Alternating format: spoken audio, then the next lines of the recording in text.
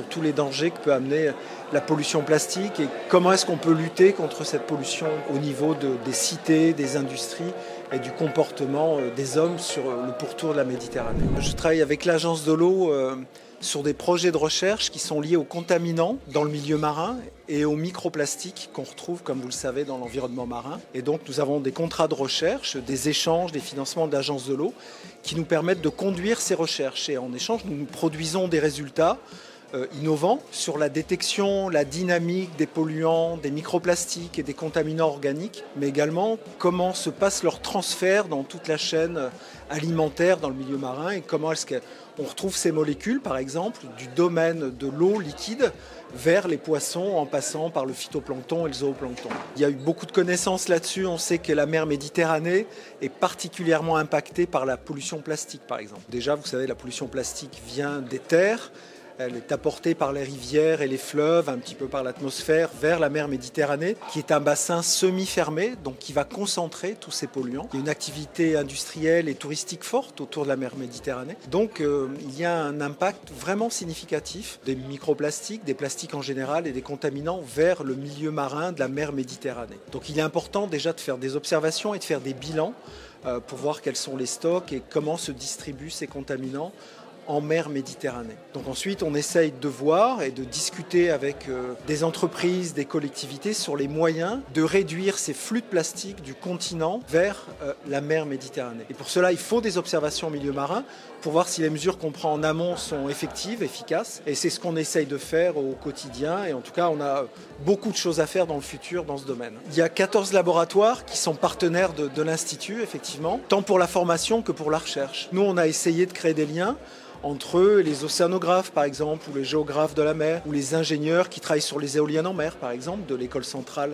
Méditerranée. Donc il y a effectivement beaucoup de gens concernés par le domaine marin. Comme vous le savez, c'est une préoccupation environnementale forte, hein. On est dans la décennie des océans depuis un an maintenant. Donc il y a une attention particulière qui est portée au domaine marin et heureusement d'ailleurs. Alors ce qu'on essaye de faire, c'est bien sûr de garder une expertise monodisciplinaire. Donc on aura toujours besoin d'océanographes, d'historiens, de géographes, de juristes. Mais on a aussi besoin de former des gens avec une culture un peu plus large, généraliste je dirais, pour être plus efficace dans la lutte contre la pollution en mer par exemple. On essaie de renforcer des liens, de créer des passerelles entre les masters par exemple au sein de l'université, et de façon à ce que les étudiants, quand ils ont fini leurs études, ils aient quand même des connaissances, même si ce sont des juristes, mais qu'ils aient des connaissances scientifiques sur le domaine marin par exemple. Et on essaie de travailler pour l'inverse également, de façon à ce que des océanographes ou des écologues aient des connaissances de droit de la mer ou d'économie de la mer. Donc c'est un peu notre objectif pour la partie formation.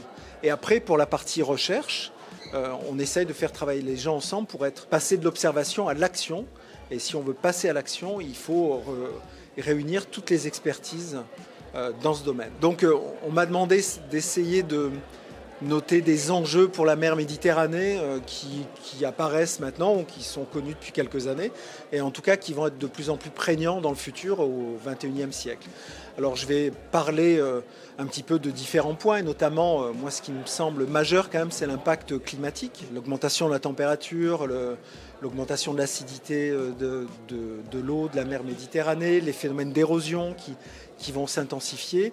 On sait que la mer Méditerranée est un peu un océan miniature par rapport à l'océan global, même s'il comprend que 1% de l'océan global.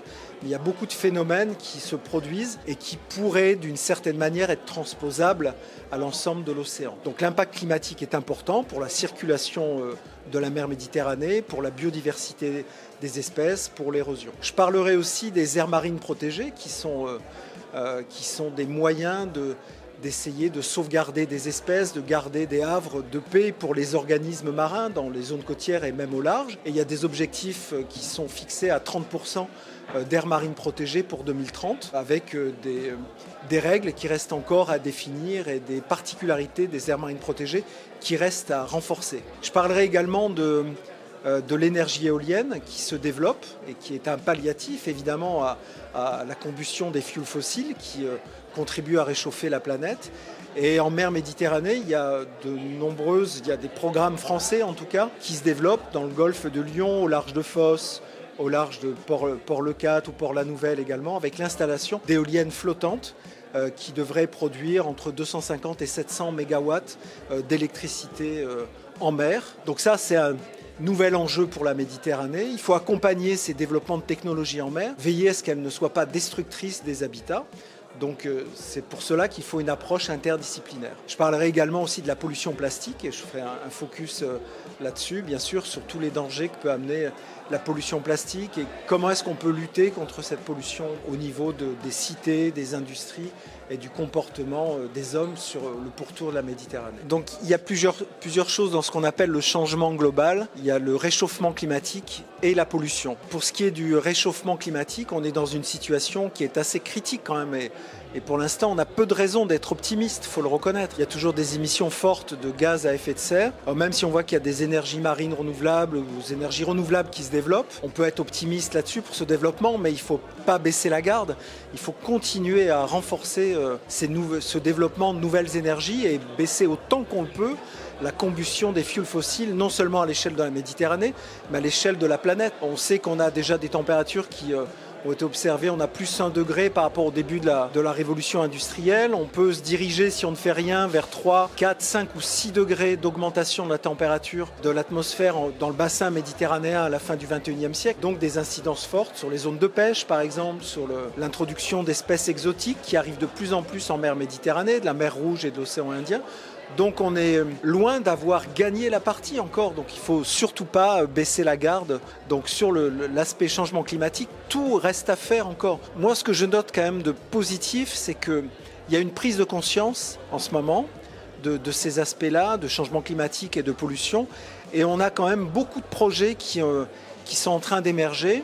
Et on voit qu'il y a des liens qui se créent entre la recherche et le monde industriel. Donc il faut renforcer ça, il faut favoriser l'innovation. On ne pourra pas lutter contre la pollution d'une manière générale qu'avec des observations. Donc il faut trouver des procédés nouveaux de production d'énergie, d'industriels de tout ordre qui permettent l'économie bleue. Et ce qu'on appelle l'économie bleue, c'est l'économie liée à la mer, mais aussi une économie durable, soutenable, qui n'a pas d'impact négatif sur le domaine de la mer. Et là, beaucoup de choses restent à faire. Et j'observe quand même qu'il y a beaucoup d'appels d'offres et beaucoup de jeunes chercheurs qui se lancent dans ce domaine. Donc là, je vois une petite lueur d'optimisme, effectivement, avec des nouveaux projets, des nouvelles inventions qui méritent d'être découvertes. Très bien.